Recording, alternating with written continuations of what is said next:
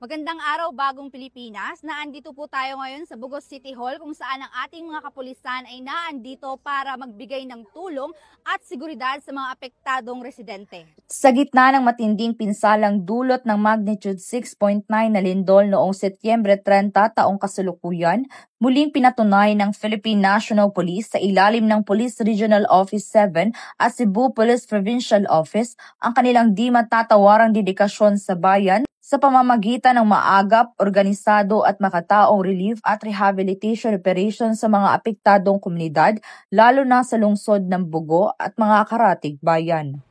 Last September 30, naigo ang Bugo sa 6.7 earthquake. So devastated yun ang pipila ka barangays.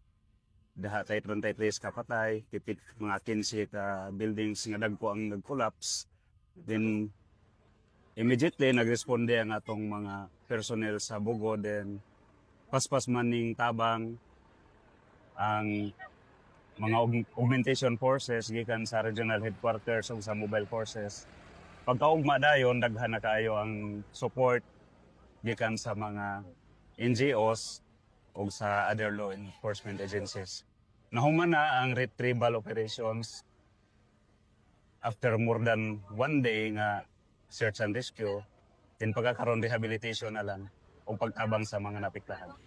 Sa pamumuno ni Police Colonel Abubakar Odang Mangilin Jr., pinangunahan ng CPPO ang agarang pagresponde sa pangangailangan ng mga nasalanta.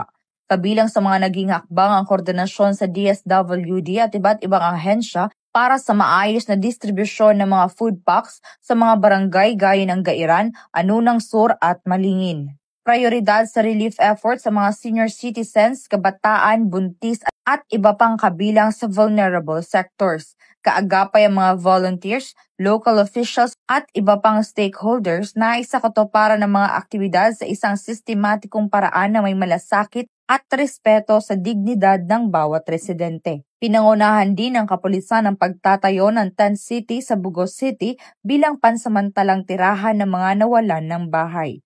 Sa tulong ng PNP Maritime Group at Philippine Army, isinagawa ang mabilis na pagtatayo ng mga tulda, paglalatag ng sahig na may plywood, at pagsisiguro ng kaayusan at kaligtasan sa evacuation sites. Upang mapanatili ang maayos na daloy ng operasyon at transportasyon, isinagawa rin ang isang coordination meeting na pinangunahan ni Police Colonel Mangilin Jr. kasama ang Highway Patrol Group upang matugunan ang isyu ng trapiko sa Bugo at mga karatig lugar. Patuloy rin nagbibigay ng traffic advisories ang mga lokal na hipilan ng pulisya kabilang ang Sakatmon upang gabayan ng mga motorista at delivery vehicles. Bilang pagkilala sa patuloy na sakripisyo ng mga pulis sa gitna ng krisis, isinagawa ng CPPO ang isang wellness post noong Oktubre 3 taong kasalukuyan, isang hakbang na layuning tugunan ang mental at emotional na kalusugan ng mga tauhang walang patid sa serbisyo, alinsunod sa direktiba ni Police Brigadier General Maranan. Mula sa paglo-load at unload ng relief goods, pamamahala ng trapiko, pagtatayo ng pansamantalang tirahan, hanggang sa personal na pag-abot ng tulong, pinatunayan ng mga kapulisan ng Cebu na ang serbisyong pampubliko ay hindi lamang tungkulin kundi isang panata ng malasakit, katatagan at pag-asa.